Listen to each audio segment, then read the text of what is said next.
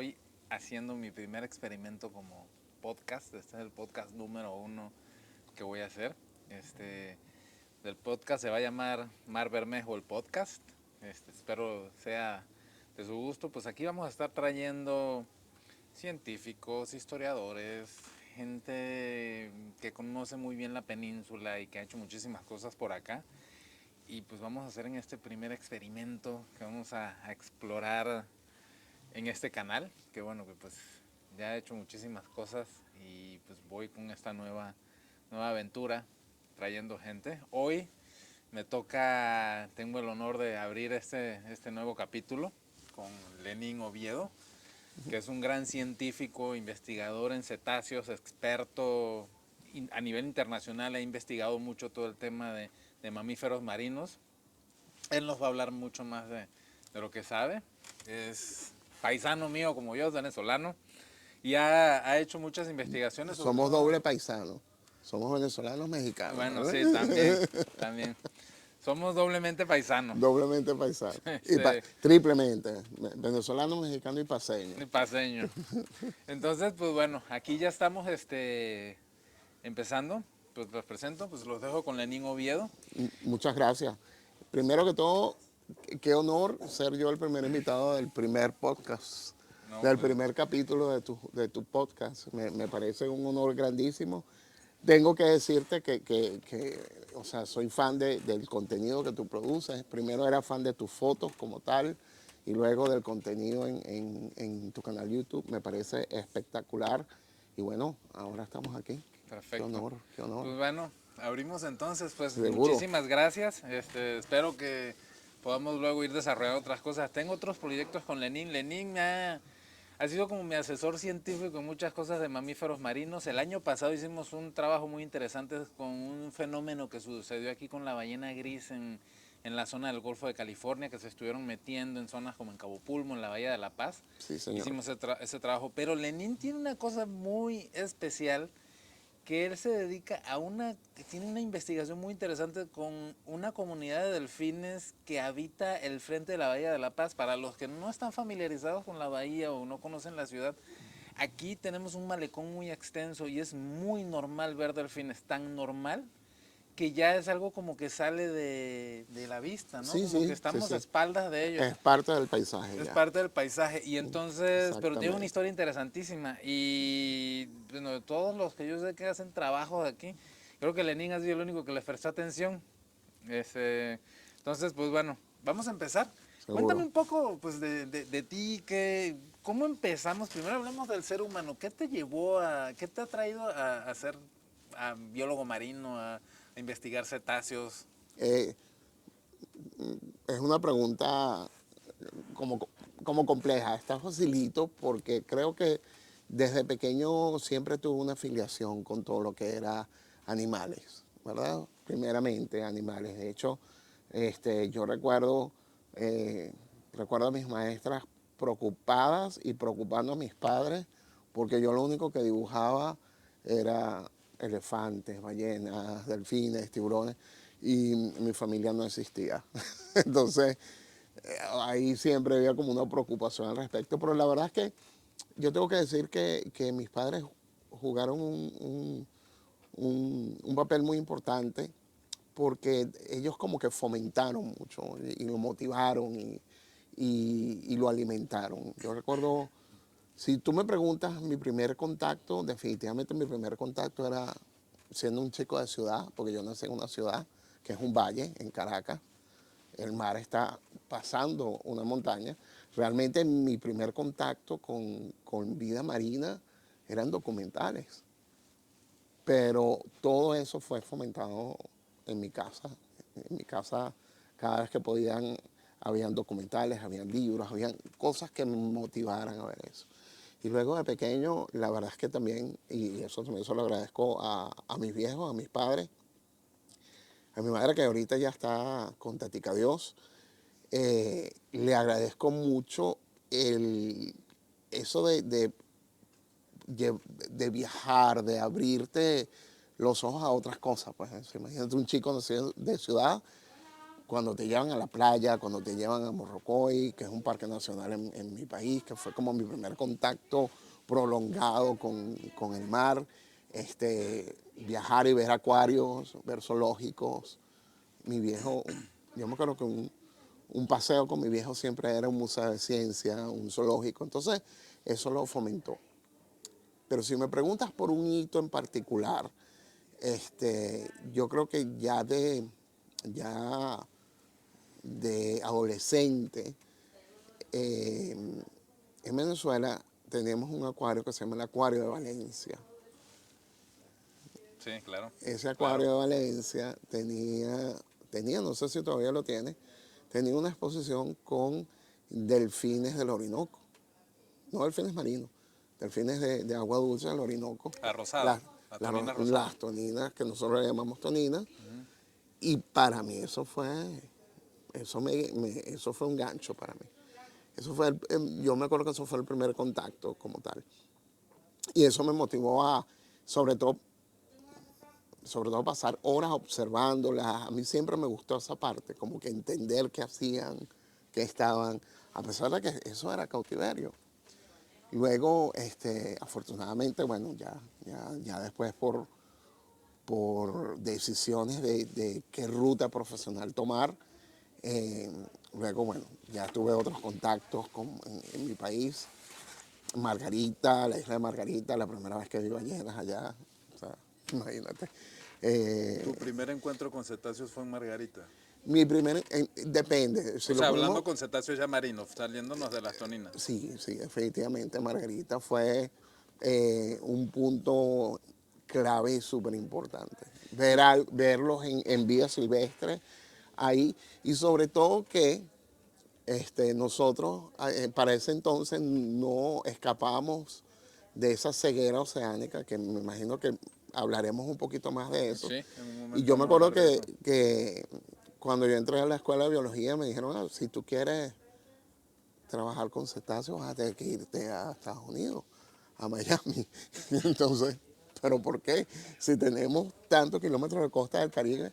Y en efecto, la primera vez que yo vi ballenas en Margarita, eso fue...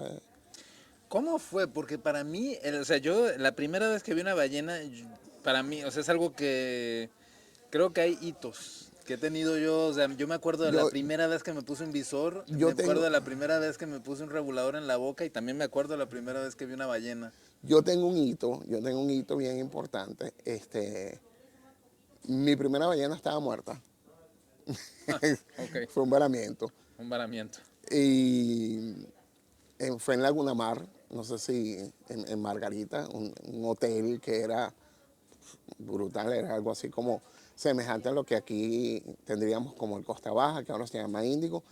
Fue en el Laguna Mar y estaba muerta y bueno, o sea, el tamaño, todo, pues. ¿Qué Entonces, era? era una ballena sardinera, Una sardinera. ¿sí? Una Balaenoptera ADN. Y luego,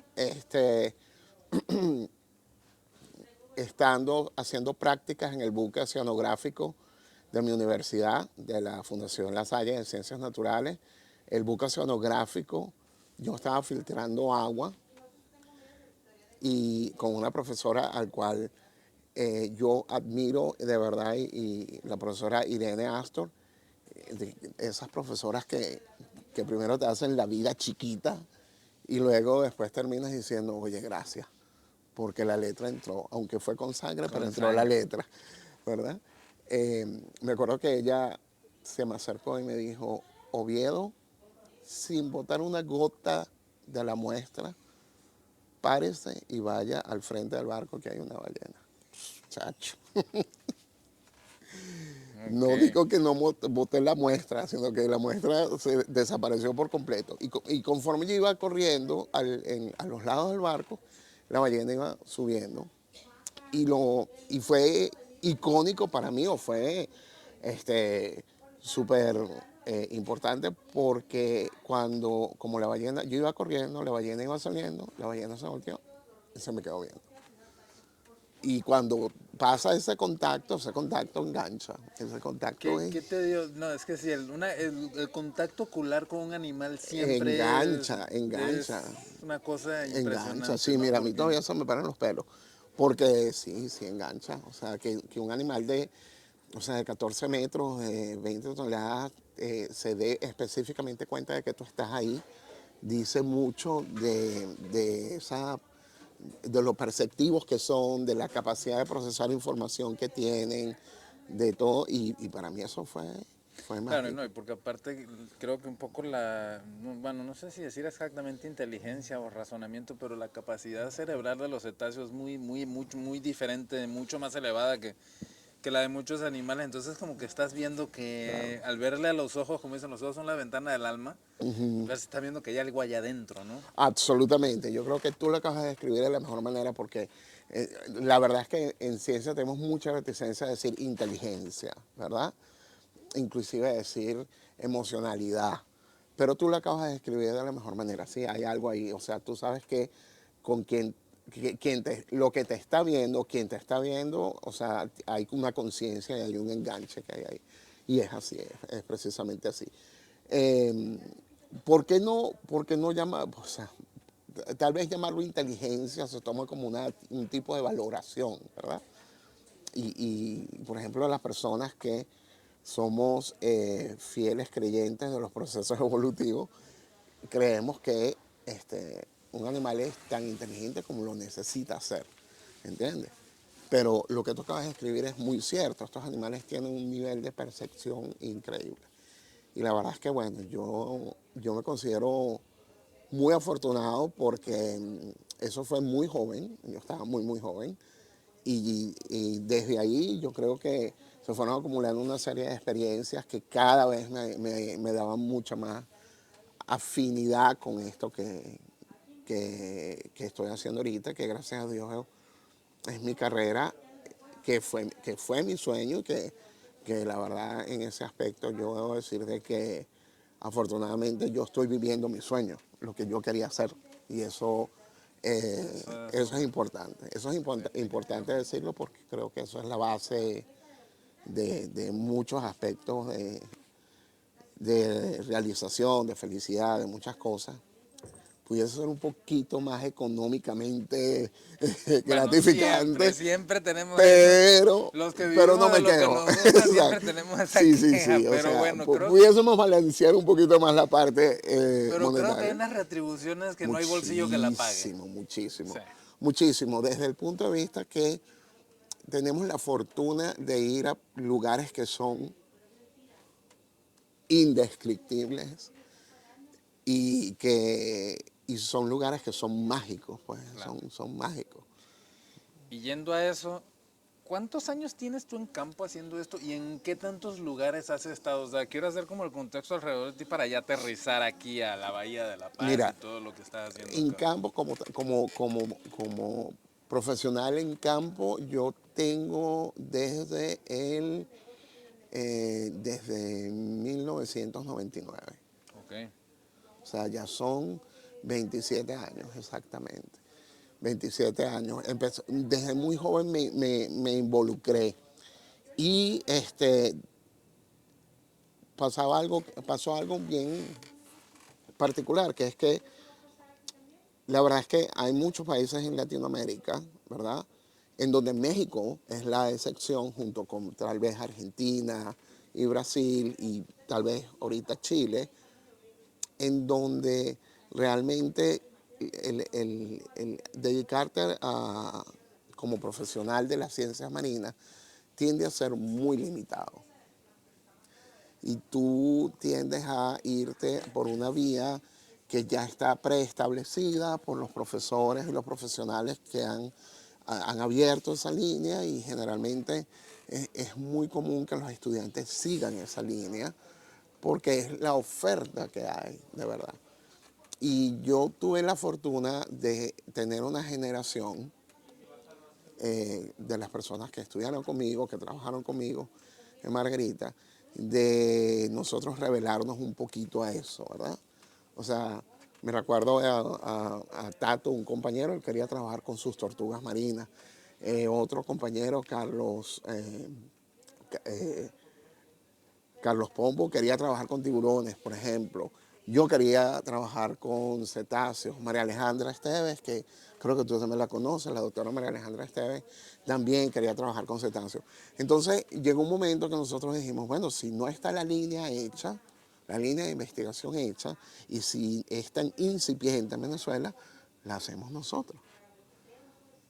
Y nosotros empezamos a abrir la línea, claro, con el apoyo invalorable de muchos profesionales que recorrieron ese camino antes de nosotros, como el profesor Luis Bermúdez, como Jaime Bolaños Jiménez, por nombrarte algunas personas, pero sí, nosotros decidimos crear la línea, y crear la línea implicaba crear la institución, crear la organización. Entonces yo me formé con las ONG, yo me formé creando una ONG para poder trabajar con lo que yo quería trabajar. Y eso, digamos que tiene sus ventajas y sus desventajas también, por supuesto. Pero te entrena a que el plomo te nutre, Claro, definitivamente. claro. Sí. Oye, bueno, tú sabes que yo también pasé por por tu universidad, me eché un semestre de, quise entrar a biología marina, pero pues no, ya, la vida me llevó a otras cosas. Claro, Me jaló a la Gran Sabana en su momento y a las selvas de Paria. Sí, imagínate. Las selvas de Paria, o sea, eso sí, indescriptible. otro tema. Pero bueno, ya una vez habiendo trabajado eso, ese background de si voy a trabajar con esto, voy a hacer mi institución, voy a hacer mi ONG y trabajar esto. La primera ONG que se creó para cetáceos específicamente fue el Centro de Investigación de Cetáceos en Margarita, de Nueva Esparta, en donde nosotros fuimos miembros fundadores. Eso nos entrenó a poder trabajar en una misma línea dentro de la sociedad civil en conservación afuera. Y después de graduado, mi primer trabajo fue en África, Ok, ¿en dónde? en Guinea Ecuatorial. Guinea Ecuatorial. Sí, ¿Y qué había? gracias a una persona que yo admiro mucho y le tengo muchísimo cariño, que es una excelente profesional y profesora, que es Edelvi Guada, que yo estoy seguro que la Claro, conoces. claro, claro que la conozco. Sí, Adelvi, ¿cómo no? Edelvi, Adelvi la conozco de Paria, pero no lo ubicaba en Guinea Ecuatorial. no, porque Edelvis me abrió ese camino con las tortugas marinas. Ah, ok. Ah, ¿tú Entonces, trabajas con tortuga marina en Guinea Ecuatorial?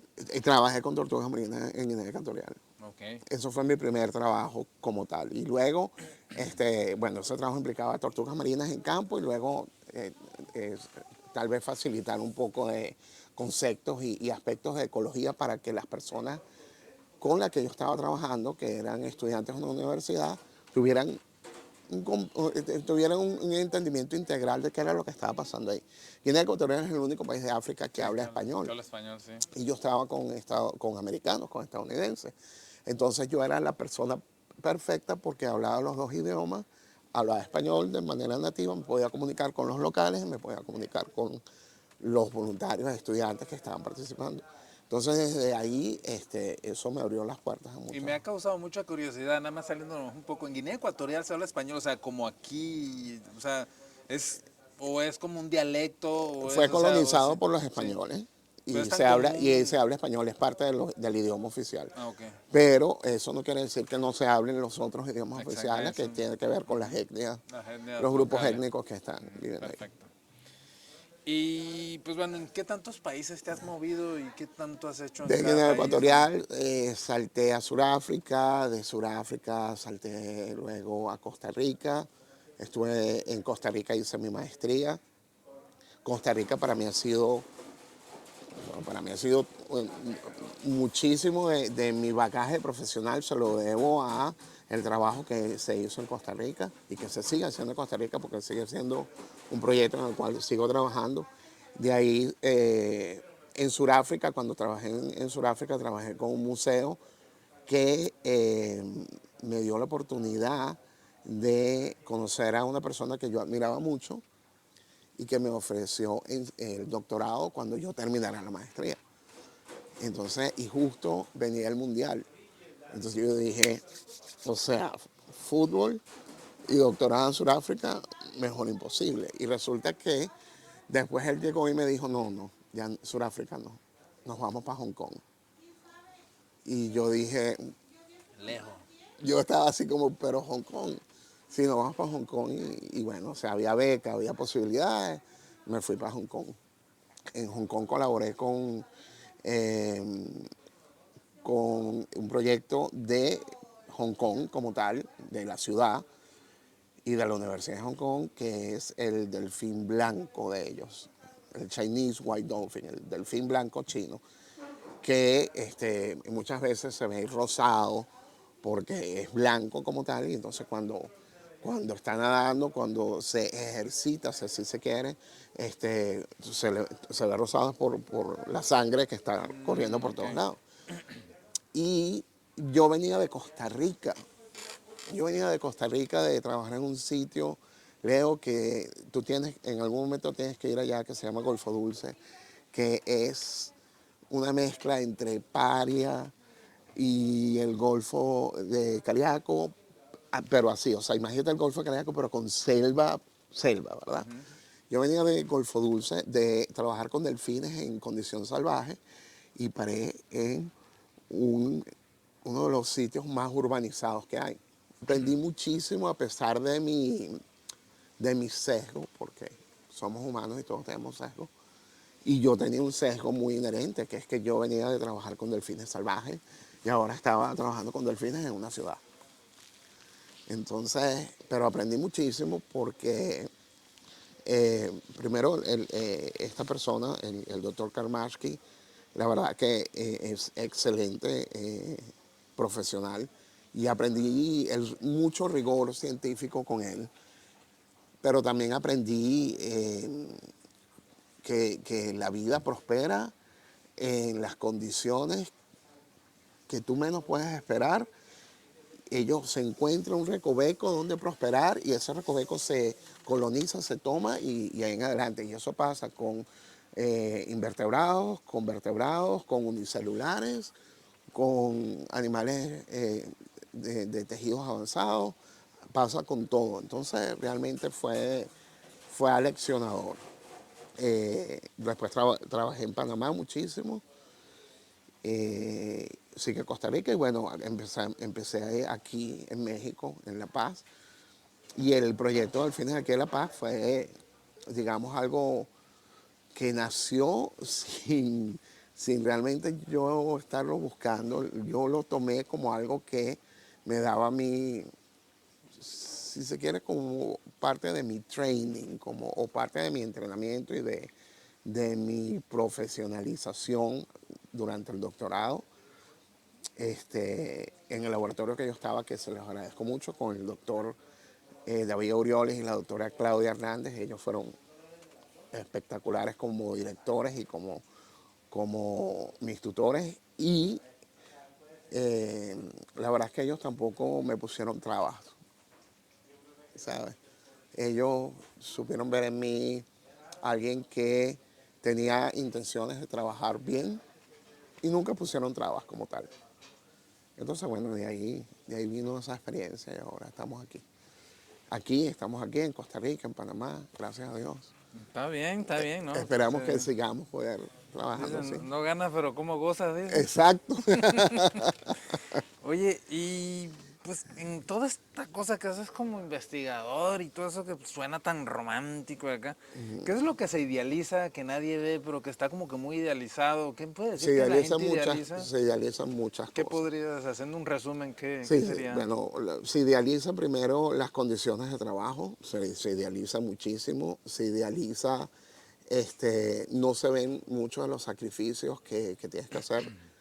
Definitivamente esto tiene un proceso de toma de decisiones en donde tienes que ser consciente de que a lo mejor vas a sacrificar tu vida social, vas a sacrificar inclusive ciertos niveles de estabilidad como tal, pero que son parte de esto y sobre todo dependiendo del camino que quieres tomar. Algo que a mí me ha costado, o sea, no me ha costado, pero que es una lucha constante, es poder mantenerme independiente, ¿sabes? O sea, la independencia cuesta, se goza, como lo acaba de decir. Pero sí cuesta mucho la independencia. requiere que seas muy organizado, requiere que seas muy consciente de lo que puedes y lo que no puedes. Y tiene sus límites. Tiene límites muy cañones, como decimos aquí en México. Y sin embargo tienes que seguir luchando, pues. Tienes que ser creativo, tienes que ser inventivo. Y se idealiza mucho. Yo tengo una colega que no, hasta una colega con la que yo trabajo en Panamá, la profesora Carla Urriola, que ella sienta a sus estudiantes y les dice, ¿dónde está el dinero para hacer el proyecto? ¿Dónde está la lana? Exacto. ¿Dónde están los ¿Dónde reales? están las ranas? ¿Dónde están los ¿Verdad? reales? El No billete. me vengas con que quiero, mi vida son los delfines, las ballenas o los tiburones. Dime, ¿dónde están los recursos con los que vamos a hacer este proyecto? Y esa es la realidad. Esa es la realidad y eso se idealiza mucho. Eh, y eso no tiene nada que ver, lamentablemente no tiene nada que ver con qué tan bueno tú seas o académicamente, me refiero, o tiene que ver a cómo tú te adaptes. Tú puedes haber sido el mejor estudiante del mundo, pero si no tienes una capacidad de adaptación, no creo que... Porque esta profesión, sobre todo aquí en Latinoamérica y en todas partes del mundo, es una profesión que... eh, es una profesión en donde los recursos están muy limitados para todos. Y esa limitación de recursos crea necesariamente una competencia por eso, ¿sabes? Entonces tienes que ser creativo para poder sobrevivir a esa competencia. Y siendo independiente es muy fuerte. Claro, claro, definitivamente. Bueno, entonces, Tienes que aceptar el todo rechazo. tiene su... Claro, claro. O sea, yo paso 6 meses de mi año escribiendo propuestas, ¿verdad? Y el 75% de esas propuestas son rechazadas. Y tienes que enfrentar eso, no tienes que enfrentar el rechazo, tienes Claro, que hacer una labor muy consciente de decir, bueno, o sea, algo no está cuadrando y tienes que verlo y tienes que adaptarte a eso. sí, sí, sí, sí. Y, a ver, vamos a para... ¿Me puedes hacer con... Bien, bien, bien. Bueno, ¿qué te trae a México? Me trae el doctorado de Ciencias Marinas aquí en el CICIMAR. Eh, yo tenía la oportunidad de hacer el doctorado en Hong Kong, pero la verdad es que no hice clic con Hong Kong. Y hacer clic es importante. Y no hice ¿Por qué? clic, buena pregunta. Yo creo que hay un 50-50. De repente no tuve la mejor actitud y eso la madurez te hace reconocer eso. O sea, para, de nuevo, lo idealizado para mí era la selva, el mar, los animales en libertad, y eso no es la realidad en todo. De hecho, o sea, las políticas que sigue el gobierno comunista chino no tiene nada que ver con la idealización muy occidental que nosotros a veces le damos a esto. Y la otra cosa es que aquí en nuestra parte de esta esfera que llamamos planeta, nuestra formación es muy biocéntrica, pero la realidad es que en esa otra parte del planeta es más antropocéntrica, ¿sabes? Sí, sí. Y esa formación biocéntrica que nosotros tenemos, obviamente nos hace crear un sesgo en donde consideramos lo antropocéntrico inherentemente malo, ¿verdad? Y la verdad es que el mundo no lo puedes dividir entre malos y buenos, porque nada es absolutamente malo y Hay- nada es absolutamente bueno. sí, entre el blanco y el negro hay Hay mu- tropecientas mil sombras exact- de gris, ¿no? exactamente. Tonos de gris. Entonces la verdad es que yo ahora lo veo y digo, bueno, yo puedo haber puesto un poquito más de mi parte y abrir un poquito más mi mente. Y lo otro era que definitivamente no era una formación que yo quería, no era la formación que yo estaba buscando. ¿Ok? Entonces, o sea, pesó mucho la decisión de decir, ¿sabes qué? O sea, no. O sea, me gusta mi región, me encanta mi región, con todos los problemas que nosotros tenemos en esta región, ¿verdad? Latinoamérica es mágica Y los problemas que tenemos, porque tenemos problemas como para tirar para arriba, solo hacen que nuestros casos de estudio sean más interesantes. Pues, ¿sí? Sí, sí, sí. Pero, ¿y a ti qué te trajo a México? Buena Porque me pregunta. has preguntado mucho, pero a mí también me da curiosidad, por ejemplo, ¿a qué te trajo a México? Y sobre todo me da curiosidad ese primer contacto tuyo con algo que te haya dejado loco en el Mar de Cortés. Porque ya solamente Ok. decir el Mar de Cortés, por ejemplo, para un biólogo, decir el Mar de Cortés, eso es, wow. Sí, bueno, ahora el entrevistador se está volviendo entrevistado. No, no. Fíjate que es una cosa muy loca para mí, mi primer contacto con el Golfo de California, porque luego también dicen Mar de Cortés y te linchan, ¿no? Aunque todo viene del mismo, todos los Claro. tres nombres del Golfo de California, tanto California como Mar de Cortés o Mar Bermejo, todos vienen de los españoles, ¿no? Así se nos salen a rasgarse las vestiduras y eso, pero bueno. Vamos a decir Golfo de California porque es el más Está bien. políticamente correcto. Es mi primer contacto fue ver un documental. Igual yo crecí con documentales. Al igual que tú, yo nací en Caracas, viví los primeros 8 años de mi vida en Caracas y después me voy al estado Sucre, a Paria, a Río Caribe. Entonces yo crecí entre el mar y la selva, con muchísima influencia porque, por ejemplo, mi mamá,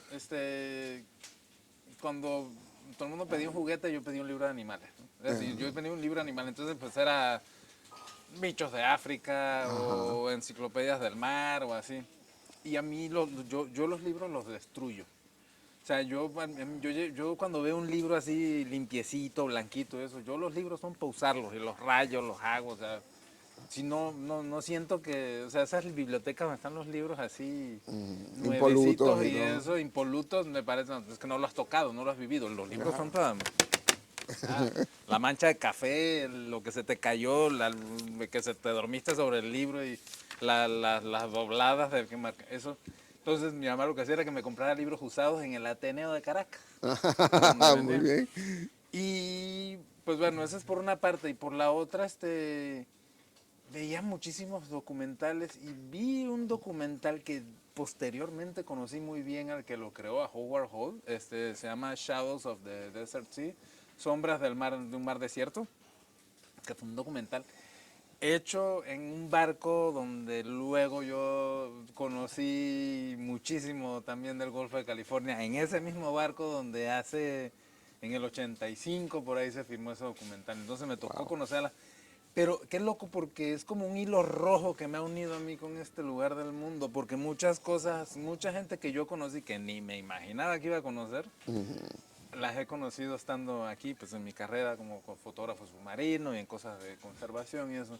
Entonces, pues bueno, ese es mi primer encuentro con el Golfo fue en Cabo Pulmo y fue una cosa impresionante porque yo llegué acá, o sea, yo estuve mucho tiempo aquí en México y cuando yo empecé a escuchar de Baja California Sur y esto de la península, yo ya llevaba como 10 años acá y pues ya lo he dicho en algunas partes de mi canal, o sea, conocí estando en el Caribe, conocí a gente de Cabo Pulmo y hablamos, luego vi un video que enloquecí, a los 15 días de haberlos conocido yo estaba aquí con mis maletas. Yo llegué de noche, un vuelo que llega a San José del Cabo a las 4 de la tarde, entre que compras cosas y eso, porque pues obviamente llegar a Cabo Pulmo es, equípate, ¿no? Claro. Y en el 2010 era otra cosa. Ahorita estás comparando, ahorita es casi Nueva York comparado con el Pulmo del 2010. Wow. No había ni señal, nada, llamar por teléfono era toda una proeza. Entonces yo llego de noche, una boca de lobo, y cuando me amanece, ¿qué es esto? ¿Qué es esto? Ese mismo día, o sea, me metí a bucear y ese día vi todo, o sea, como que hice palomita en todo lo que no había visto en mi vida. O sea, tanto de la escala de la cantidad de peces, o sea, en el mismo tiempo, ballenas, móbulas, o sea, es que, bueno, aquí es en un día, o sea, en un buen día te llenas así el checklist de lo que no has visto en toda tu vida buceando en el Caribe, por ejemplo, ¿no? que digo, sin quitarle lo bonito de eso, pero es que aquí es otra cosa. Sí, sí, el O sea, Pacífico es el esto Pacífico. aquí no, no Sí, sí. puedes. Entonces, pues sí, eso es lo que tengo yo que decir. Pero aquí el entrevistador es tú, querido. Entonces, continuamos contigo. Está bien. Este, a ver, ya se me fue el... ¿Tú cómo ves en todo lo que está pasando en el mundo? ¿Cuál es la situación y cuál es tu visión acerca del estado de conservación de los cetáceos en general? O sea, quiero ir como en un embudo Ujú. para cerrar ya en lo que tú haces aquí. Pero háblame de tu visión, o sea, de cómo está el tema cetáceos a nivel mundial en términos de conservación. Hay historias de éxito, podemos decir, como la ballena gris, que la subieron, pero ahora también tiene otros temas. Sí, el ser humano pasó de la industria ballenera a hacer un poco las paces con las ballenas, pero por ejemplo está el tema con Japón, que sigue todavía dándole ahí, o en las Islas Feroz. Pero así, si agarras un todo, ¿cuál es tu...? Qué complejo es esa pregunta, porque la verdad es que es eso, es una montaña rusa. Vamos a reconciliarnos y vamos a prohibir eh, que, que se casen ballenas, pero al mismo tiempo vamos creando otra serie ya dejamos el arpón de lado, pero seguimos con otras amenazas que probablemente son tan efectivas como el arpón. Y otras realidades que pesan también, y la realidad es que nosotros somos la especie dominante de este planeta y que nosotros necesitamos el desarrollo. ¿Okay? Eso es una realidad, Es la pero verdad incómoda. es la verdad, es una verdad incómoda. Eh, la paz es el mejor ejemplo. O sea, yo llegué aquí en el 2014, pero del 2014 al 2026 he visto unos cambios importantes. O sea, cambios que realmente a veces tú dices, ojalá se quede así. Pero no, porque la verdad es que la gente quiere desarrollo económico, la gente quiere tener comodidades, quiere tener buenas calles, quiere tener escuelas, y eso abre todo un proceso. Entonces creo que este, si tú me preguntas si está mejor, por ejemplo, que en 1986, que fue cuando se estableció digamos, esa moratoria en la cacería de ballenas, están mejor muchas poblaciones. Sí, 1986. 1986 se hizo una moratoria por eh, el International Whaling Commission, la Comisión Ballenera Internacional. Sí, sí, las poblaciones se han recuperado, ha habido medidas efectivas que se han dado, pero se enfocó en vamos a recuperar las poblaciones, ¿verdad? Y nos olvidamos de los hábitats.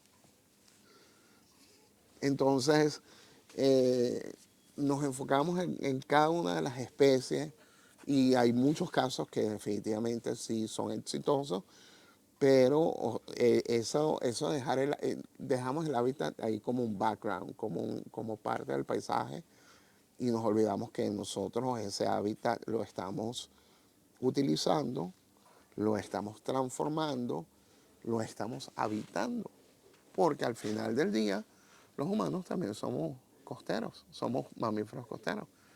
La mayoría de las ciudades, las mayores agregaciones humanas están a 100 kilómetros de la costa y los impactos se sienten como que si vivieras en plena línea de la costa. Eh, entonces ahí ha habido una serie de aspectos que no se están, en mi opinión, no se están considerando del todo. Así que yo no creo que podemos hacer una valoración de que sí, están muy bien, pero ahora están otra vez en declive. La ballena gris es un buen ejemplo. ¿Okay? La ballena gris está siendo esencialmente afectada por impactos que tienen que ver con los hábitats donde ella obtiene energía, donde se alimenta, ¿verdad? Ahora, ¿qué está pasando en esos hábitats? Es el cambio climático. Probablemente tenemos impactos que tienen que ver con el clima, es lo más seguro. Pero no sabemos si es que estamos tocando también un límite establecido por cada uno de los hábitats que ellas habitan. Y que Sí, claro. demográficamente una vez que llegan a cierto número, empieza a autorregularse y a tener esa línea de disminución de mortandad. Entonces siempre vamos a tener esa oscilación. Bueno, ahorita vamos a ir con las ballenas grises porque sí Sí, es sí, todo un bloque de preguntas que te tengo para eso. claro. Entonces, pues bueno, es la verdad incómoda, ¿no? Que La verdad es cómo nosotros... es que nosotros somos parte de la ecuación Ujú, y a veces no queremos aceptarlo. sí, sí, sí, sí, definitivamente. Y Sí, que, pues sí, intervenimos en todo, ¿no? claro, Sí, absolutamente. así es. Y a veces entonces, bueno, o sea, a veces enfrentamos ese aspecto. eh, en mi muy humilde opinión, yo creo que no estamos siendo proactivos. O sea, no somos proactivos en enfrentar ese aspecto. Somos reactivos a eso. Y la reactividad se traduce en poca información, se traduce, primero, dentro de esa reactividad hay algo que a todos nos disgusta, que es la viabilidad política Ujú, de las estrategias, ¿verdad? Y sin esa viabilidad política no hay estrategia, sencillamente. ¿Ok? definitivamente. Entonces eso también complica la ecuación. Y yo creo, no nos preocupamos. Si tenemos una población que está bien, el concepto de sostenibilidad es lo que está bien, vamos a mantenerlo bien para que siga bien para las próximas generaciones. No nos enfocamos en lo que ya está, en lo último, ¿verdad? Entonces somos reactivos hacia lo último, ¿no? Claro. Si tenemos algo que es least concern o de preocupación menor, que es una clasificación de estado de conservación, eso tiene la prioridad más baja que tú te puedes imaginar. Pero cuando ya estamos en critically endangered o en peligro crítico, ahí se mueven políticamente, ahí se mueven políticas, ahí se mueven presupuestos, se mueve todo, cuando ya quedan.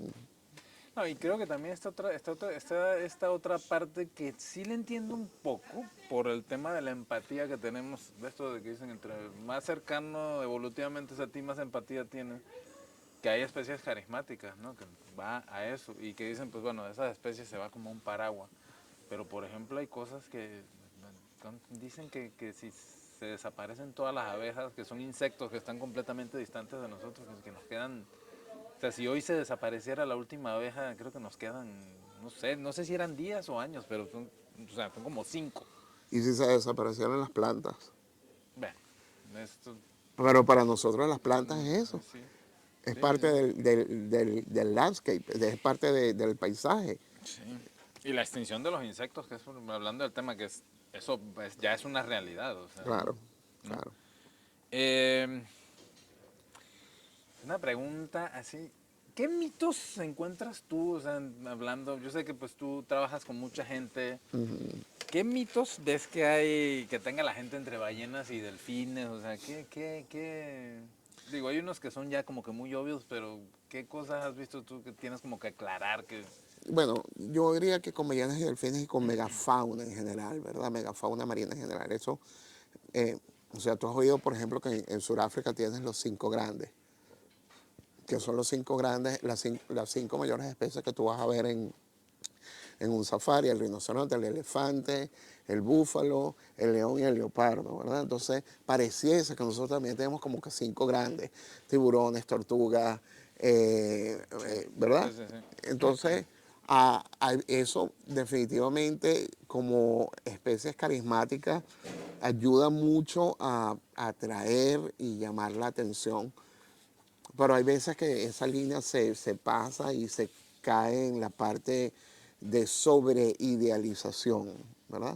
O sea, por ejemplo, a la gente le cuesta internalizar que un delfín es un depredador. Es un depredador. Y uno muy efectivo, Y muy es uno muy exitoso. efectivo. Un tiburón es un depredador. Y un depredador caza. O sea, para mantenerse busca presas, ¿verdad? A la gente le cuesta entender, por ejemplo, que los delfines pueden cometer infanticidios. Y es duro, eso es la parte dura, ¿ves? Sí. Eso es la parte dura, pero eso es así. Es un depredador. Los leones en el Serengeti son depredadores.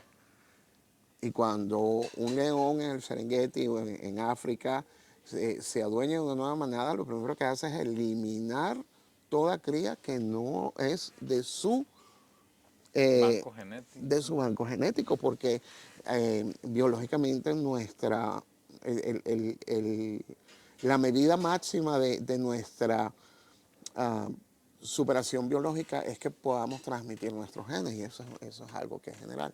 Entonces hay cosas que cuestan. Yo he oído mucha gente, por ejemplo, que les cuesta entender que una orca caza Uf. y es un superdepredador y va a capturar precisamente lo más débil que tiene, lo más fácil de cazar, que generalmente son los más débiles, o animales que son muy viejos, animales que son muy jóvenes, ¿verdad? Entonces va a capturar un bebé de ballena jorobada o un bebé de ballena gris y le va a comer la lengua, porque es donde hay mayor contenido calórico, X, pero es un depredador. Entonces todavía como que estamos muy, o sea, hay mucho, cuesta un poquito no antropomorfizar muchas cosas. Y eso a veces no, eso a veces hace daño, hace más daño de lo que uno cree. Hay un concepto del que hemos hablado ya varias veces fuera de cámara que, mm, bueno, la palabra en inglés pega mucho, ¿no? Pero pues, tiene una traducción en español que suena como a película, a título de película española. Sí, Pero sí, sí, sí. es el término De este Almodóvar. de Almodóvar, Sí, es pero es verdad. como, el término este de Ocean Blindness suena como que más aerodinámico, por decirlo de alguna forma, Sí, más cuando lo ponemos en español, ceguera o ceguera oceánica. oceánica, como que, bueno, Sí, ¿con sí. qué se come eso? O ¿Te sea, a ver, imaginas a Penélope Cruz y sí, todo sí, eso? todo Sí. eso. ¿Qué onda con, o sea, con ese término? Porque yo sí lo puedo, o sea, lo veo y lo entiendo, pero, o sea, expandirlo, o sea, tú me lo has explicado con mucha más claridad.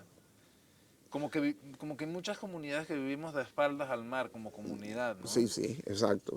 Es un sesgo que nosotros tenemos porque hace rato te acabo de decir que nosotros esencialmente somos mamíferos costeros, porque vivimos muy cerca de la costa. Nuestro hábitat y nuestra dinámica realmente depende mucho de la costa, pero no lo asumimos. Asumimos que somos animales terrestres porque estamos sobre la tierra, ¿verdad? Y se crea como un sesgo inherente. El problema con este sesgo es que al ritmo en que nosotros tenemos la capacidad de transformar, fragmentar, modificar y destruir hábitats, ¿verdad? Ese sesgo termina siendo peligroso. Y creo que es algo que tenemos que educarnos al respecto. Te voy a poner un ejemplo. Cuando tú vas aquí frente a la Catedral de la Paz, ahí en el Jardín Velasco, en estos días leí algo de la municipalidad que decía La Paz, ciudad, bosque. No, o sea, nosotros somos cualquier cosa menos un bosque en esta ciudad. Pero tenemos un mangle y tenemos una ensenada que es un sitio Ramsar desde el 2008. ¿Por qué no valoramos eso? ¿Por qué no La Paz, ciudad manglar? ¿Verdad? Si somos las agregaciones, bueno, Baja California Sur, el estado, las agregaciones de mangle que más al norte están en el hemisferio, ¿verdad? Tú no has visto los mangles, que bueno, yo sé que tú sí, pero o sea, llevar a una persona a ver los mangles que tenemos ahí en el Mogote son increíbles. Entonces, eso es parte de un poquito la ceguera. Tal vez asumimos, no quiero hablar de identidad porque eso es un tema fuerte, pero asumimos atributos que niegan el hecho de que lo que nosotros realmente estamos dependiendo y utilizando es la costa. Y cuando hay esos crecimientos urbanos, o sea, para nosotros se nos olvida por completo eh, lo que es la costa. Sí, te voy a decir algo. Para un neoyorquino, enterarse de que el río el Hudson, era un banco de ostras y uno de los mayores bancos de ostras que había. Es algo así como que, ¿qué?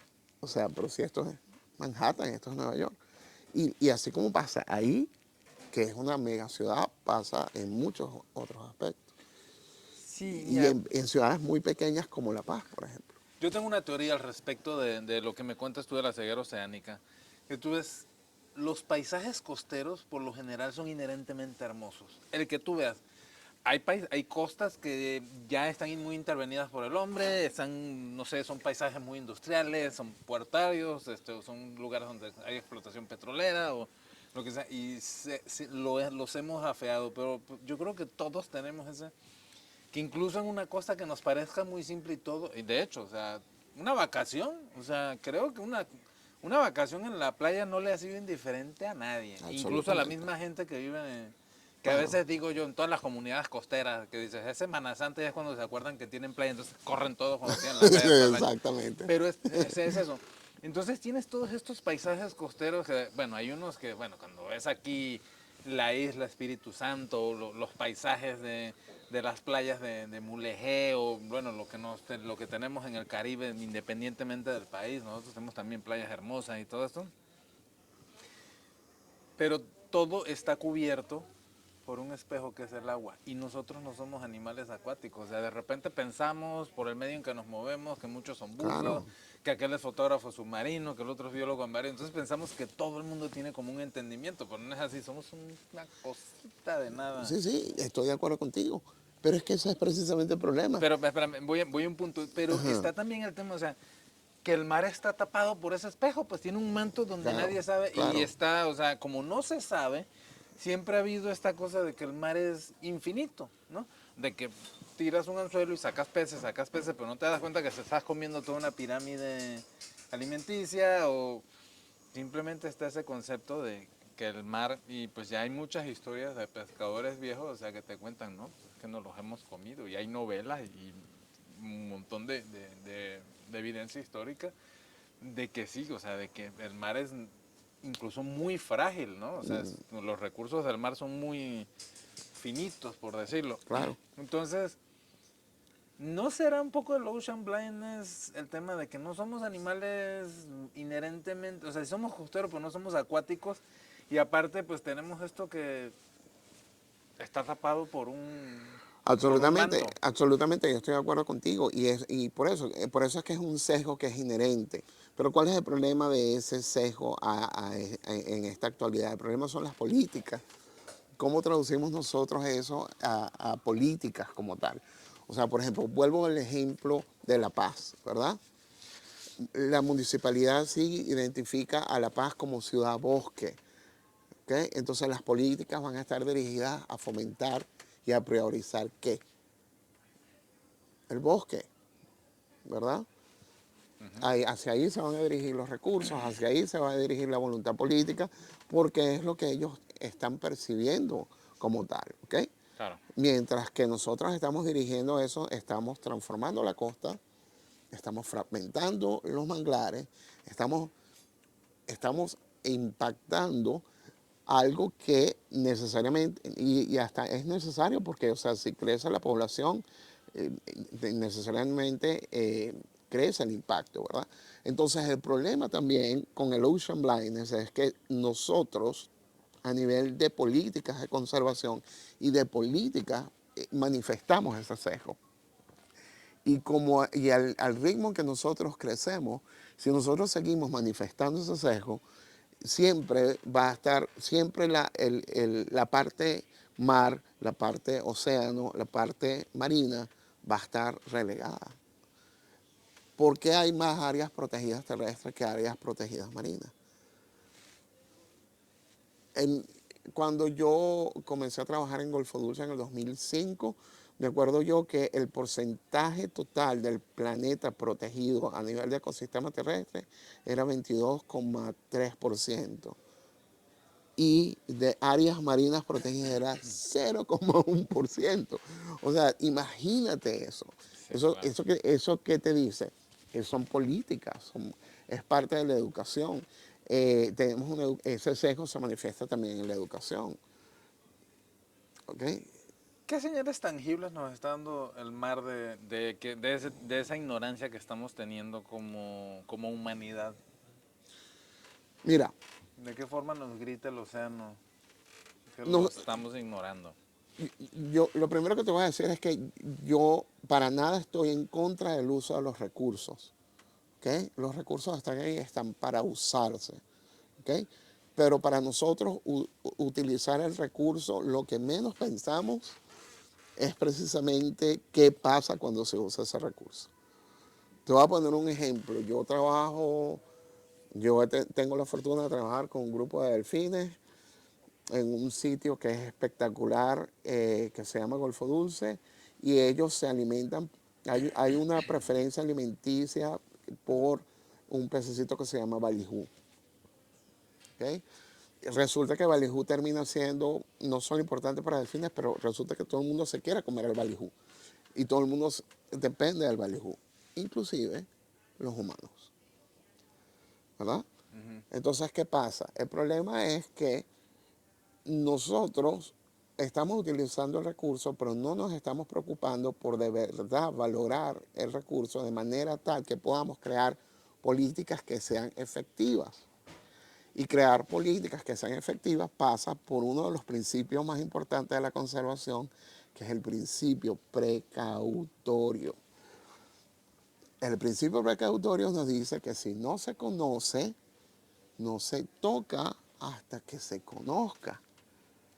Pero nuestro crecimiento poblacional y nuestro desarrollo tiene tal velocidad que no nos da tiempo a seguir ese principio precautorio. Entonces, ¿qué hace, por ejemplo, el servicio de pesca? Autoriza licencia para pescar balijú sin tener datos de cuál es la biomasa total de balijú en esa zona y sin tener datos de cuál es el consumo de biomasa de balijú para una serie de depredadores que forman una cadena, una trama trófica en esa zona o una cadena alimenticia, si así lo quieres poner, en donde ahora está el humano como parte de eso. Y me Eh, imagino que el balijú debe ser súper importante no, porque es no, una de las carnadas más espectaculares que hay para pescar. Entonces debe ser exact, muy apetecido porque es una de las mejores carnadas que hay. exactamente.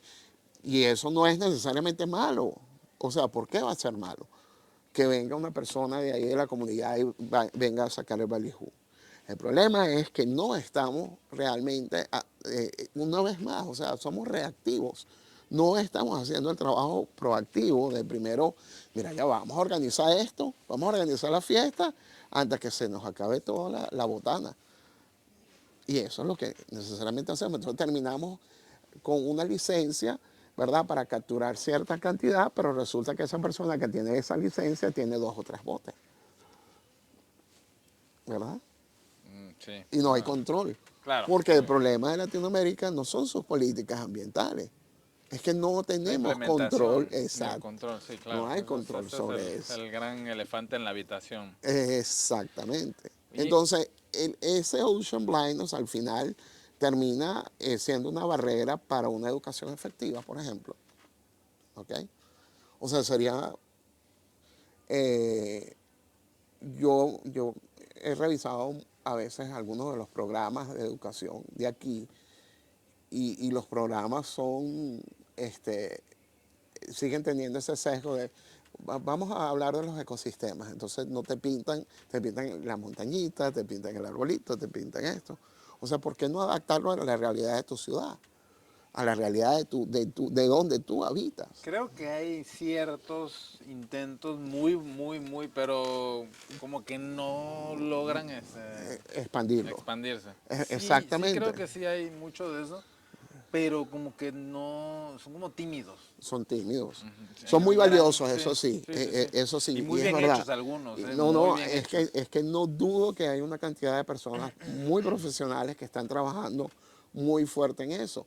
Pero yo creo que tenemos que de una u otra manera tratar de romper esa barrera y asumirnos como lo que somos y asumirlo yo diría como que con muy alta autoestima. ¿Sabes? Desde el punto, si yo soy, mira, voy a ser totalmente subjetivo en esto, porque, bueno, eso es lo que yo trabajo, ¿no? Yo trabajo con delfines. O sea, deberíamos ser todos súper orgullosos de decir que en mi ciudad vive una población de delfines que hace su vida al lado mío, ahí en la Ensenada. O sea, ¿cuántas ciudades del mundo pueden decir eso? Uf, muy poca. Ajá. O sea, vamos a contarlas. ¿Cuántas ciudades? Muy pocas. Y yo vivo en una ciudad que tiene esa maravilla. O sea, yo vivo en una ciudad en donde cuando cruzo hacia el Mogote está el santuario del tiburón ballena. ¿Sabes? O sea, debemos nosotros absorber eso. Bueno, claro, eso es muy fácil decirlo, pero implementar políticas que vayan hacia eso es complejo, pues. Y vuelvo y repito, yo estoy más que seguro que hay profesionales muy buenos que están trabajando en eso. Pero tal vez el ritmo hay algo que tenemos que conciliar. Si tú me preguntas a mí, yo creo que hay que conciliar educación y hay que conciliar sobre todo no solo administración de recursos, pero la educación tiene mucho que ver con eso, tal vez. Sí, Muchísimo. definitivamente. Oye, pues ya aterrizando un poco con Ya el arreglamos tema ya arreglamos inherente, ya el arreglamos el mundo. mundo. Exacto.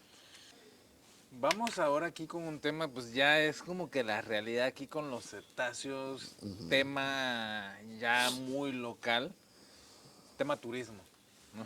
Que es aquí un tema un poco Sí. candente, ¿no? Se habla mucho, está muy activo ahorita, ¿no? Mm, yo lo veo, o sea, como algo que pues, es un recurso, ¿no? A la final. Absolutamente. Y ha dado, y le está dando, está siendo muy exitoso a la hora Claro. del éxito económico y la parte con la ayuda a las comunidades locales. Pero, ¿ayuda realmente? ¿O es un placebo a nuestra conciencia de que estamos haciendo mejor las cosas? ¿Cómo ves tú el tema con el turismo? El problema con el turismo ecológico, vamos a hablar te refieres a eso, porque si hablamos del turismo de masa, o sea, yo creo que eso no ayuda a nadie. Sí, no. Eso ayuda a la Bueno, inversión el extranjera que turismo de puso el masas resort y más nadie, a lo pues. único que ayuda es a los holdings Exacto, internacionales. exactamente. Pero el turismo ecológico, lo que pasa es que el turismo ha mutado y a veces a uno le cuesta, el ecoturismo ha mutado y a veces a uno le cuesta adaptarse a esos cambios también, ¿verdad? Porque te digo yo que ha mutado. Vamos a la esencia del ecoturismo. La esencia del ecoturismo es la apreciación. ¿Ok? O sea, las actividades ecoturísticas son inherentemente apreciativas, pero ha mutado de apreciación a interacción, por lo que quieras llamarle, ¿verdad? Ya sé a dónde Le va. podemos Ya sé a echar la dónde culpa a va. las redes sociales, eso, pero es una realidad que tenemos que también nosotros trabajar. Entonces, no sé qué tan rápido nosotros nos estamos adaptando para que esa mutación no termine comiéndose los beneficios que sí tiene el ecoturismo. Cuando tú tienes a una comunidad de pescadores y esa comunidad de pescadores te dicen, yo he podido mandar a mis hijos a la universidad porque aquí llegan las ballenas grises, ahí hay algo que se está haciendo muy bien. ¿Okay? Porque el primer interesado de que esa ballena gris siga viniendo todas las temporadas es ese señor.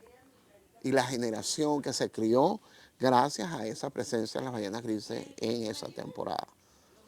Eso es indudable, Claro. ¿verdad? Ahora, ¿cómo hacemos para que, como esto está mutando, y eso es una realidad, está mutando, como ahora llamémosle a la cultura selfie o lo que sea eso, esa Lo mutación, instagramiable. o instagramiable, esa, esa nueva mutación no se coma esos beneficios y no termine siendo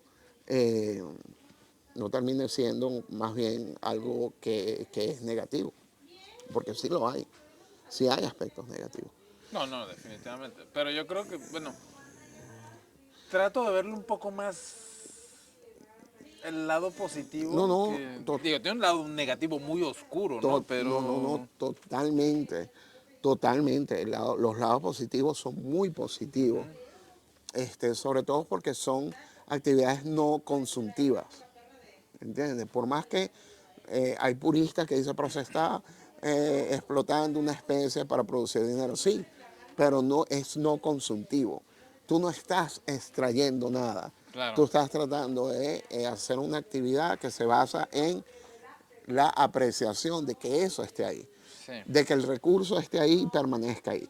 Ahora, como las cosas están mutando, creo que tenemos que adaptarnos nosotros y buscar alternativas de manera tal que esa mutación de nuevo no termine matando al ganso de los huevos de oro. claro. Yo creo que La Paz es un excelente, vuelvo a La Paz porque de verdad que este, yo creo que nosotros aquí estamos sentando bases muy importantes. No, Eh, no, sí, aquí se está haciendo un trabajo muy interesante, porque sí, sí, en o otros sea, lugares es la tragedia de los comunes, ¿no? Y un poco así aquí, exactamente. pero siempre, o sea, no, La Paz yo creo que en ese tema sí, pasan cosas que son, un poco, pero yo creo que Claro, hay gente que se preocupa y se ocupa, ¿no? O sea, sí, exacto. bien, mal, lo que Claro, sea, a claro, pasos, chuecos, pero claro. todo se va arreglando en el camino. Y la otra es que Claro, también las características de La Paz lo facilitan, ¿verdad? La Paz está en una ubicación Perfecta, perfecta. pero también veamos la ciudad como tal, o sea, veamos a lo que representa la ciudad. Es una ciudad pequeña, es una ciudad que tiene como característica, o sea, yo me he sorprendido de saber de que hay un porcentaje muy importante aquí de gente que es dueña de sus casas, ¿verdad? Sí, Eso habla eso mucho habla, sí, sí, sí. de la economía de la ciudad, Sí, ¿verdad? Y luego tenemos nosotros aquí centros de investigación marina y de formación a profesionales en ciencia marina que hacen vida aquí, más otra cantidad importante de universidades privadas y de centros educativos que transforman a La Paz no solo en una ciudad, sino en una ciudad universitaria, si sí. así se quiere. Incluso el tipo de viajero que cae a La Paz es muy especial, en Claro. muchos aspectos es muy especial. Bueno, una cosa, ahorita que dijiste lo de los puristas, que no sé tú qué, ¿cómo ves tú? Tengo un poco yo tema con eso porque muchas veces, o sea, es muy fácil opinar desde la comodidad de un escritorio, de una quincena segura y de toda una serie de cosas, con alguien que está en una comunidad que a lo mejor estás correteando la chuleta por donde sea, pues, ¿no? Y te caen esas cosas, ¿cómo lo vas a hacer? ¿No? Hay que regularlo, Ah, hay pues que por supuesto, manejarlo y que se haga bien, por pero supuesto. yo soy completamente contrario a que no se haga por. O sea, sí, tú que vienes, sí, claro, ¿no? De tu aire acondicionado, tu oficina, tu comodidad, es muy fácil, ¿no? Hay una verdad incómoda con eso. Hazle un perfil a los puristas. No, yo lo tengo claro, no, no lo voy a decir aquí, pero yo ese perfil lo Ok, tengo clarísimo, no, no, ok, ok. obviamente, no, esto va mucho, Exacto. yo lo tengo clarísimo. Exacto. Las ballenas grises creo yo que son el cetáceo más querido o uno de los más queridos en México, ¿no? Por lo menos de los carismáticos verdaderamente son todo un caso de éxito en conservación y pues toda su historia hay mucha historia atrás de la ballena gris, ¿no? Aquí Sí, en la sí. península. Eh, ¿Qué está pasando con las ballenas grises ahorita? Mira, desde el 2019, si no me equivoco, acuérdate lo que pasó antes del 2019, hubo una ola de calor en todo lo que fue el Pacífico Norte, ¿verdad? El blob, que le llaman. Esa ola de calor afectó muchos de los ecosistemas costeros de los cuales ellas dependen, porque de paso es un animal costero, de paso es un mamífero costero, ¿verdad? O sea, depende de todo lo que es la línea de costa y de aguas someras como tal, no es oceánico. Y eso, al ser costero, como aditivo lo expone mucho a todo lo que nosotros hacemos en la costa. Pero ¿qué pasó antes? Bueno, o sea, venimos de un blog, venimos de una interacción de esa hora de calor con el niño desde el 2000. Hay muchos que dicen que comenzó desde el 2013 hasta casi el 2019 y a partir del 2019 ahí está mortandad, se dice mortandad, evento de mortandad inusual, UME, se llama Unusual Mortality Event, en donde ha habido una cantidad de varamientos y de evidencias de animales muertos que han sido bastante importantes en los números, pero adicional a eso, cada vez hay menos crías. Cada vez se están contando menos y menos y menos crías. ¿Okay? Entonces, los expertos en la especie, y debo decir que yo no me considero yo un experto en la especie, los expertos en la especie, el doctor Steven Schwartz, el doctor Urban, los colegas que están en la Universidad de Oregon han estado poniendo un foco muy importante en los hábitats críticos de alimentación de esta especie. Y lo que está pasando en estos hábitats críticos de alimentación es que cada vez más estos hábitats están siendo alterados. ¿Okay?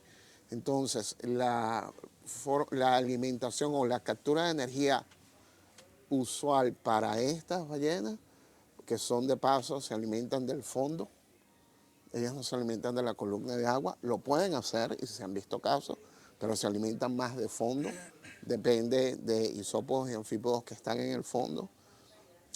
En los sitios de alimentación de ellos, que son las islas aleutianas y a lo largo de lo que es el borde costero de Norteamérica, a nivel del Pacífico, y toda esa zona, en las aleutianas y en el mar de Bering, la producción de hielo puede estar comprometida y el alga que alimenta a la presa de la ballena también parece estar comprometida, ¿okay? Porque la presa de la ballena, que son los anfípodos y isópodos, se alimentan de detritus. Ese detritus se genera de esa alga pegada al hielo, que una vez que ya muere y una vez que se produce el deshielo en el verano, eso cae y forma detritus como tal. Y eso hace que la biomasa, que es importante, cuando yo digo biomasa me refiero a la cantidad, la densidad de anfípodos e isópodos, que son básicamente crustáceos que están ahí, que son el alimento principal en ese sedimento de la ballena, parece que la densidad no está siendo la óptima para ellos, ¿verdad? Entonces estamos teniendo animales que no se están alimentando bien, que no están aprovechando otros recursos que sí está disponible, que se está haciendo disponible en el mar de Bering a lo largo de la columna de agua. Ellas siguen alimentándose de fondo. Pareciese que el ritmo con el que ellas deberían adaptarse para alimentarse, no en el fondo, sino de lo que está en la columna de agua, no es tan rápido. Y tenemos animales que están migrando hacia los hábitats críticos de reproducción y cría con una cantidad de energía que no es la óptima. Y son los mamíferos marinos que hacen la migración más larga que hay. Hay un registro de migración que va desde la isla Sajalín, que queda en Rusia, ¿okay? Del lado, el lado oriental de Rusia, en Kamchatka, desde la isla Sajalín hasta Cabo. O sea, imagínate, y toda la energía que implica esa migración. Una vez que tú llegas entonces aquí a tu hábitat crítico de reproducción, la energía que tú deberías tener, porque las ballenas grises y las grandes ballenas son reconocidas como reproductores capitalistas. Porque para llegar a la reproducción adquieren energía y la guardan en forma de esta capa de grasa, que es la reserva de energía que les permite a ellos migrar y regresar otra vez para volver a incrementar esa capa de grasa de nuevo en su alimentación. Entonces, este reproductor capitalista no está teniendo todo el capital para reproducirse. Cuando llega a las zonas de reproducción, el cortejo toma energía, la lactancia toma muchísima energía, es el periodo en donde la cantidad de energía que se pierde es mayor para una hembra. Todo esto tiene una serie de efectos en ellos y se refleja en el comportamiento. Entonces, por ejemplo, y entonces, bueno, o sea, animales que están haciendo todo este gasto energético, haciendo esta migración, están apareciendo muertos, no se están reproduciendo porque no hay suficiente energía para producir una cría y llevar una cría a un término que pueda la cría hacer la migración. O sea, no está bonito el paisaje para la ballena gris. Entonces, ¿qué están haciendo? ¿Qué creo yo que se está haciendo de manera muy acertada? Creo que hay un monitoreo muy intensivo ahorita sobre la ballena gris que me parece interesante, me parece importante, pero creo que vamos a tener que tomar algunas políticas más adelante o algunas estrategias. Por ejemplo, creo que en algún momento a lo mejor se tendrá que hacer una pausa en toda la actividad que nosotros hacemos alrededor de ella. Ok. Y con respecto a lo que pasó el año pasado, que pues bueno, ya fue, lo vivimos, una buena parte de Uy, lo sí, vivimos juntos, ¿no? eso fue muy loco Una porque locura. una locura total. Gente de Cabo Pulmo, pescadores viejos, o sea, con los que yo hablé y hasta les pregunté, oye, ¿alguna vez escuchaste de que tu abuelo o tu papá hubiera visto esto? No, Nada. y hay otras cosas, Leo, que yo, por ejemplo, no he tenido la oportunidad de compartir contigo. Muchos de esos datos que nosotros, muchos de esos datos visuales, de los cuales tú amablemente me cediste, yo los he estado analizando y el comportamiento, y primero, o sea, y lo puedes ver en todas las fotos que se tomaron con dron y en todo esto que se vio. O sea, primero, no había crías, ¿verdad? Segundo, la cantidad de animales que están en el chasis, como decimos En la nosotros, quilla, sí, en la en la quilla. quilla, o sea, es importante. De nuevo, tiene que ver con esto de las zonas de alimentación. No había cría, hay animales que están bien, hay animales que están muy, muy delgados. Pero la otra cosa es que no había, o sea, es difícil eh, reconocer algún tipo de comportamiento que te diga se estaban reproduciendo, que es lo que ellos deberían hacer en esta época. La mayoría de ellos estaban en una especie de déjame déjame tomármela con calma, déjame reservar la energía. Y muchos de ellos pareciese que estaban buscando alimento en esa zona en particular. De hecho, hay muchas, y eso y lo estoy confirmando con los colegas precisamente de la Universidad de Oregon, pareciese que intentaron alimentarse en el fondo allá en Cabo Pulmo y en todas las locaciones que está aquí. Yo precisamente estoy haciendo todo ese análisis de la parte de conducta y al menos me acuerdo, en una de las que vimos aquí, que estábamos frente a la posada y teníamos a la ballena ahí, se ve claramente la pluma de sedimento del animal intentando Intentando comer. comer, intentando ver si hay algo que...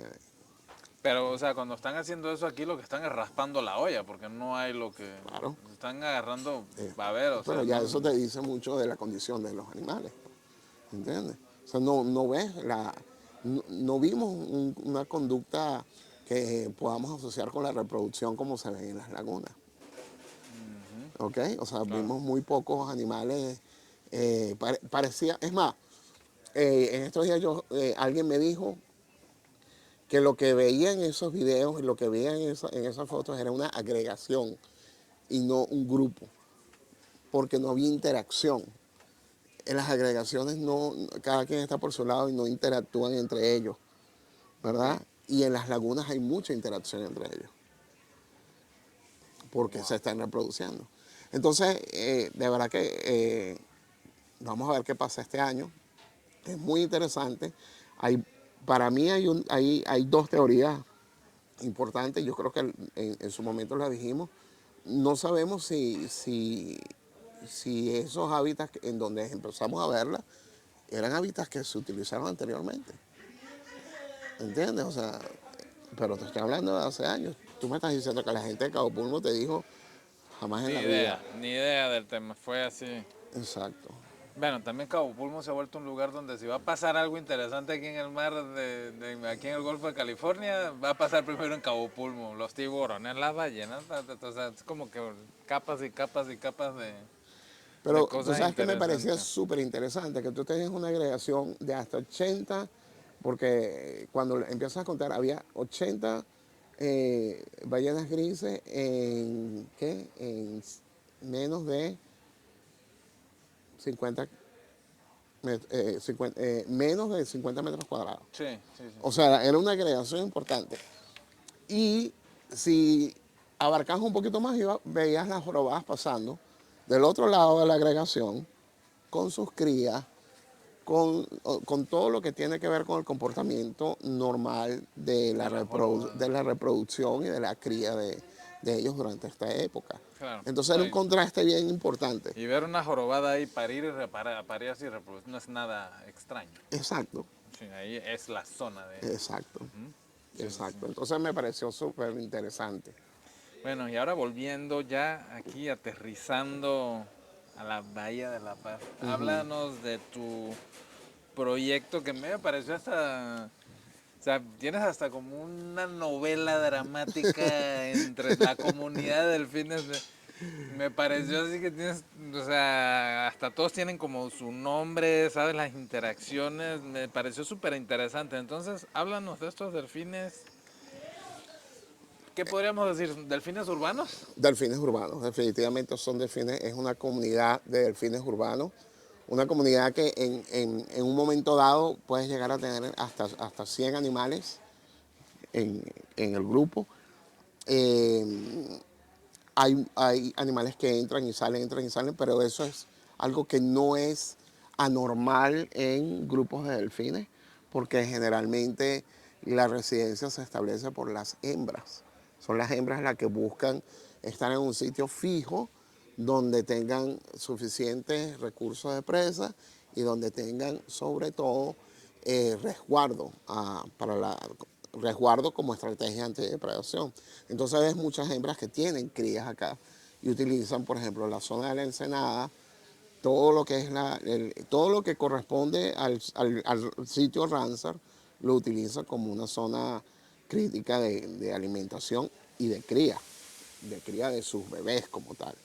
Entonces ya en el transcurso de lo que nosotros hemos podido tomar como el periodo de monitoreo que comenzó realmente en el 2015, hemos podido como que asociar eh, cada uno de estos animales de manera individual a través de la fotoidentificación, que básicamente eso ha sido la herramienta que hemos utilizado, la fotoidentificación y la observación de la conducta, la documentación de la conducta. Entonces hemos visto que hay muchas hembras que tuvieron sus crías y que fueron muy exitosas en criar esa cría en estas aguas urbanas y que ahora esas crías tienen sus crías, ¿verdad? Entonces forman estos grupos maternos en donde tienes hasta 3 generaciones y eso es algo, la verdad que es muy bonito de ver, es algo, o sea, es muy satisfactorio que tú conoces, que ves individuos y los reconoces y los vuelves a ver y te empiezas como que, empiezas a profundizar en la historia de vida de cada una de estas familias y de cada uno de ellos, ¿verdad? Eso está muy, muy padre. Lo que nosotros hacemos aquí, porque primero tengo que decirte que este grupo de delfines ha sido tópico de investigación mucho antes de que nosotros tomáramos esto también como proyecto. O sea, el primero tal vez el primero en hacer algo un poco más formal y un poco más sistemático fue el doctor Alejandro Acevedo Gutiérrez. Y ya ha habido, muchas tesis se han hecho aquí, mucha investigación se han hecho en acústica. La gente del CICES ha hecho un trabajo en acústica increíble, de verdad que sí. El laboratorio del doctor Urbán también ha hecho trabajo, pero se quedan tal vez la diferencia con lo que nosotros humildemente hemos aportado es que nosotros hemos tenido como un poquito más de continuidad, ¿entiendes? y no ha sido como algo muy aislado o algo muy puntual como una tesis, sino que ha habido una continuidad tanto como se puede a nivel de recursos, de nuevo, pero sí ha habido una continuidad. Y esa continuidad te permite a ti crear lo que nosotros conocemos como historial de captura, porque tú haces capturas fotográficas de esos animales, le creas el historial de vida y te permite entonces hacer ese timeline en donde empiezas a reconocer individuos y empiezas a ver sus asociaciones y empiezas a ver eso.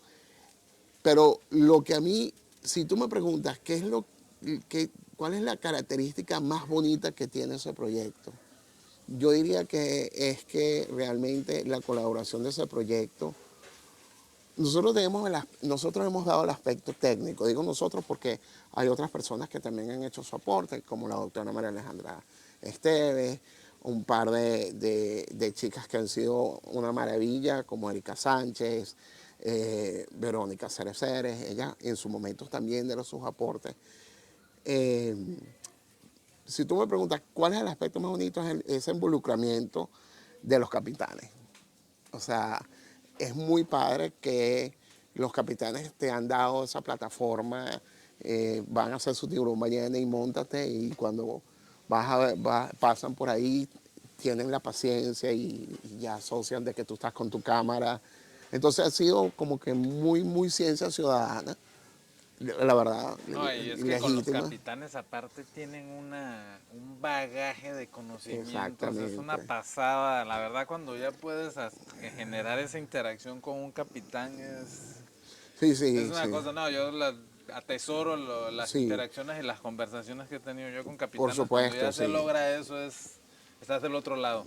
Sí, y este proyecto se ha alimentado de gracias a Dios, de varios de ellos, de la colaboración de varios de ellos, empezando por los amigos de Deep Baja, que, o sea, ellos dieron esa fundación. Si yo tengo que decir algo, es que este proyecto es tanto de Deep Baja como El buen de lo que Manolo. nosotros, del muy buen Manolo y de sus capitanes, de Tatán, por ejemplo. Me acuerdo una vez yo me quedé varadísimo. Deep Baja nos dio un dinghy en su momento para que nosotros hiciéramos el monitoreo ahí. Y una vez me quedé varadísimo. Y no ha habido una sola vez en que nos hayamos quedado varados, que la gente, que no nos hayan rescatado, pues, ¿entiendes? Que no nos hayan asistido, que puedo llamar a Manolo y puedo llamar a Tatán y que puedo llamar a Aristeo o puedo llamar a Eddie, a todos esos capitanes, de verdad, esa disposición de ayudar ha sido magnífica. Y hay otra persona que también en su momento hay una colaboración invaluable, que también es venezolana, y esa persona es mi prima, que también se vino para acá buscando un sitio bonito de La Paz, y fue mi capitana por al menos 2 años. Oh, mira, no Sí, sabía. entonces, por al menos 2 años, sí, casi 2 años, fue también la capitana. Entonces, la verdad es que, y también ha pasado muchos estudiantes, ha pasado muchos chicos que han, inclusive de afuera. El proyecto dio la oportunidad, algo que no se valora mucho aquí, o los chicos realmente no le dan ese valor aquí. Pero la verdad es que México da, y La Paz, y da muchísimas facilidades. Y para un biólogo marino, el trabajo de campo es esencial, ¿verdad? Esa realidad que nosotros tenemos aquí en México no es la realidad de Latinoamérica, No, no, no, no, no, para no, nada. no, no, sí te lo puedo, Entonces, para pero muchos no, países sí, de sí, sí, Latinoamérica, definitivamente, no, no, no, no. adquirir el trabajo, esa experiencia de campo o llegar a ese trabajo de campo es carísimo, es casi que imposible, ¿sabes? Sí, claro. Entonces, esto también se convirtió en una plataforma en donde muchos chicos que de una u otra manera, muchos estudiantes que han interactuado con nosotros, no mexicanos, tengo que decirlo, han podido hacer sus trabajos finales. ¿Ok?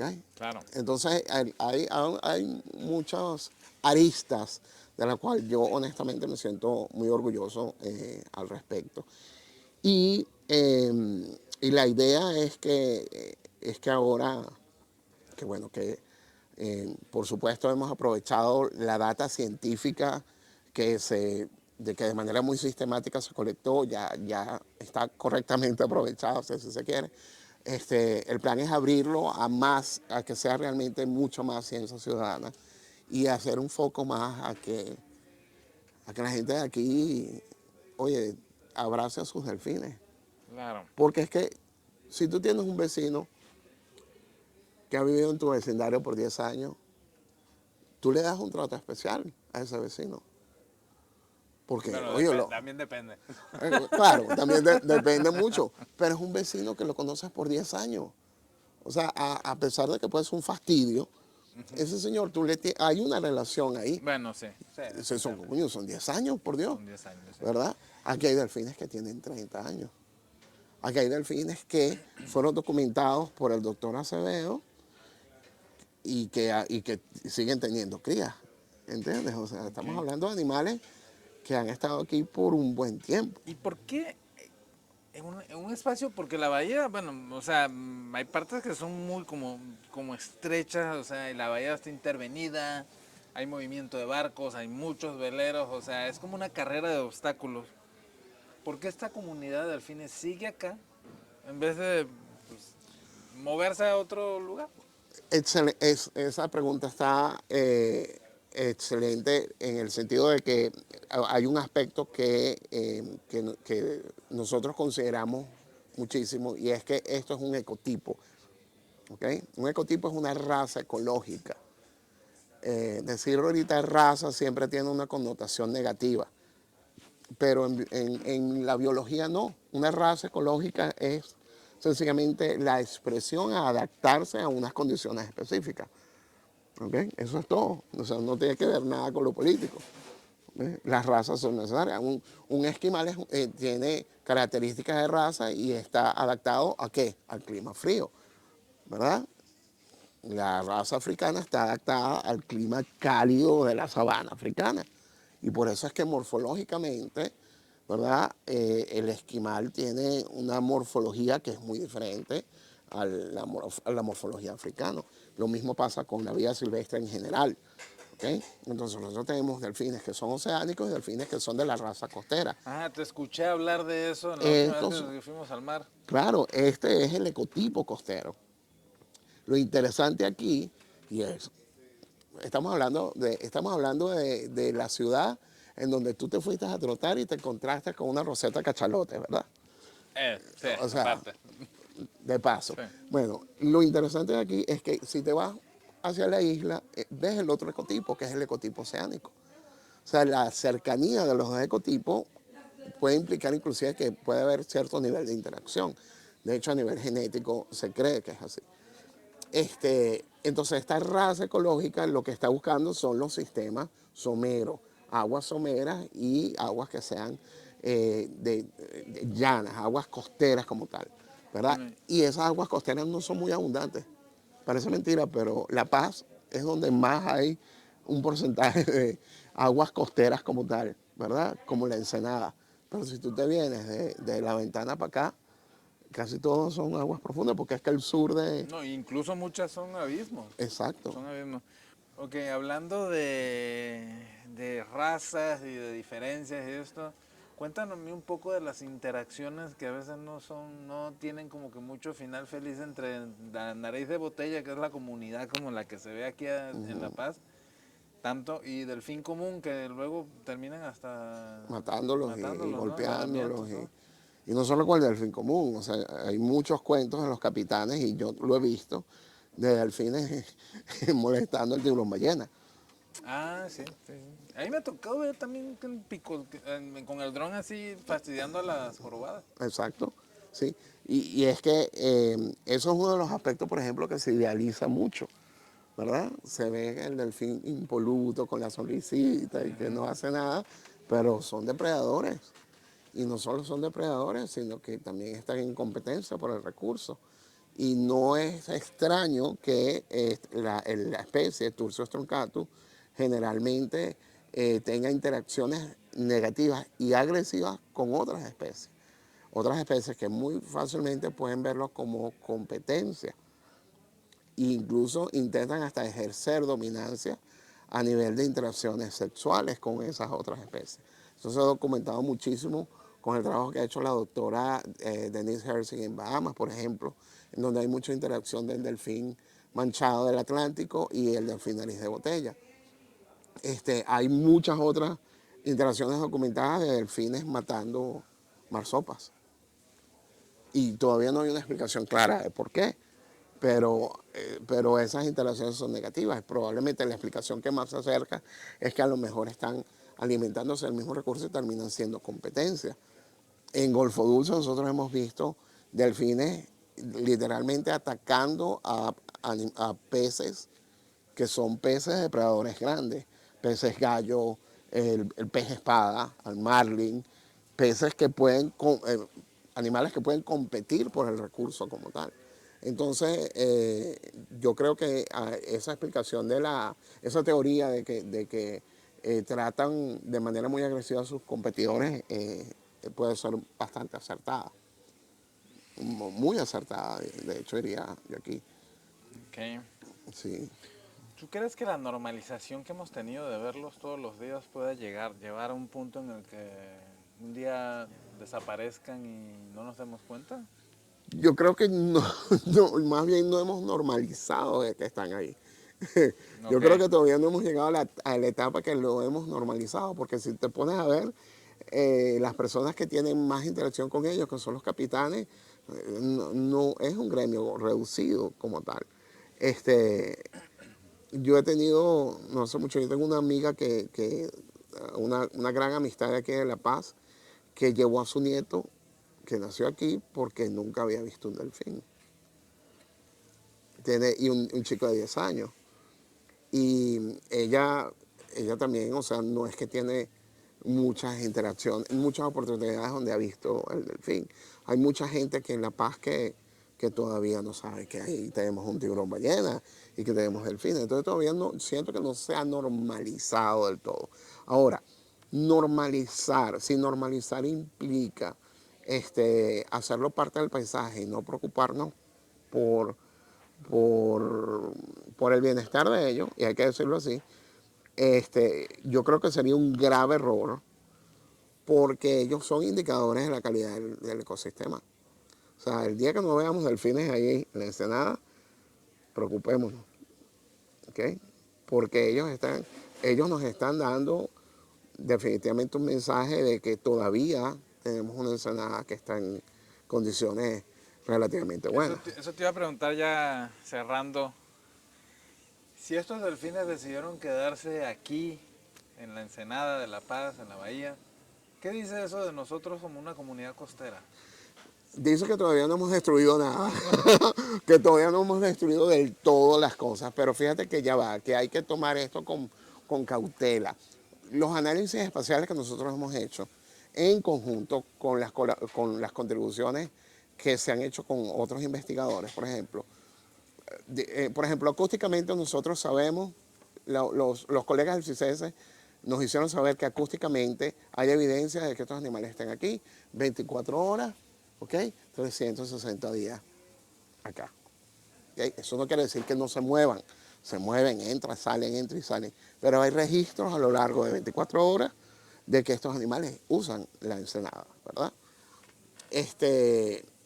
Demográficamente hay un parámetro demográfico que depende de la fidelidad, de qué tanto tú te quedas en un sitio, y ese parámetro es la supervivencia demográfica o la supervivencia aparente. Esa supervivencia es muy alta, es notablemente alta. ¿Eso qué quiere decir? Eso quiere decir que relativamente hay una fidelidad de sitio importante. Fidelidad de sitio es que viven aquí, están aquí. ¿Okay? Una y otra vez vamos a encontrar los mismos individuos en esta zona. Eso nos está diciendo que si ellos están aquí, están obteniendo los recursos alimentarios que ellos requieren y el recurso de protección que ellos también requieren, porque la mayoría de las residentes son hembras con cría, que es lo normal para la especie, para el delfín nariz de botella. Pero ojo, solamente eso está pasando porque nosotros tenemos unos parches importantes de mangle y porque la ensenada, que es todos los hábitats someros son altamente productivos, ¿verdad?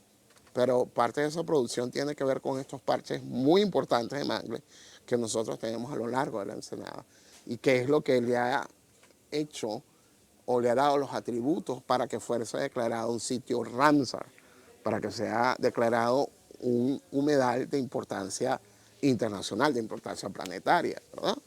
Entonces, tenemos una franja muy construida, muy urbanizada, pero tenemos otra franja que hace el equilibrio.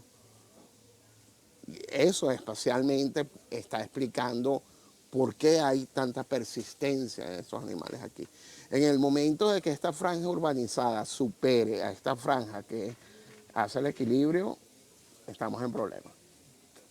Entonces yo creo que eso es lo que hay que vigilar, tal vez, ¿verdad? Por eso sería interesante que como política municipal, en vez de querer ser ciudad bosque, seamos ciudad manglar y mantengamos ese humedal tan importante que nosotros tenemos aquí, que es un sitio Ramsar.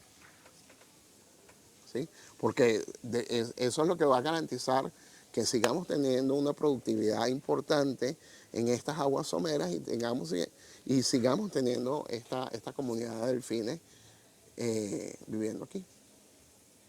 Ok, bueno, ya para cerrar,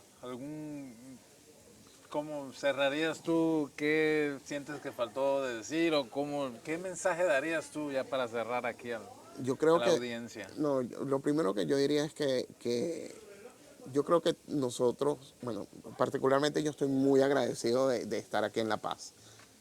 Yo tengo un hilo de oro con La Paz, que es muy importante, así como tengo un hilo de oro con otros sitios donde yo he trabajado. Pero ese hilo de oro tiene que ver inclusive con mi mamá, que vivió sus últimos años de vida, su vejez la vivió en un sitio que le dio calidad de vida, que le dio un sitio muy lindo para vivir los últimos años, ese descanso del guerrero que todos merecen en su vejez. Eso es un hilo de oro que siempre me va a atar a esta ciudad. Pero creo que yo no soy el único caso. Yo creo que ese hilo de oro lo debemos tener todos aquí. Lo certifico totalmente. Sí, o sea, Sí, vuelvo y te repito, ¿en qué ciudad del mundo vas a ir a trotar al malecón y te vas a encontrar con una roseta de cachalote? no, Y con lo, y contando, ¿eh? exacto. Y contando. Exacto. Sí, no, Entonces, no, yo no, creo es que un lugar eso sería espectacular, lo que yo definitivamente. quisiera enfatizar, tal vez. Bueno, muchísimas gracias a Gracias a todos. ti, de nuevo es un honor grandísimo estar Muchísimas en tu gracias. primer Un podcast. agradecimiento también muy grande aquí en el primer podcast. Amablemente la locación me la permitieron aquí en el bar El Dalí. Los dueños son muy amigos míos. Les recomiendo ampliamente el lugar. Pues échenle una visitada y pues bueno, nos vemos en la próxima edición, ya sea que esté yo hablando con otra persona o pues ya saben, correteando alguna brecha por ahí o metido en el mar. Gracias por ver. Nos vemos en la próxima. Hasta luego, gracias.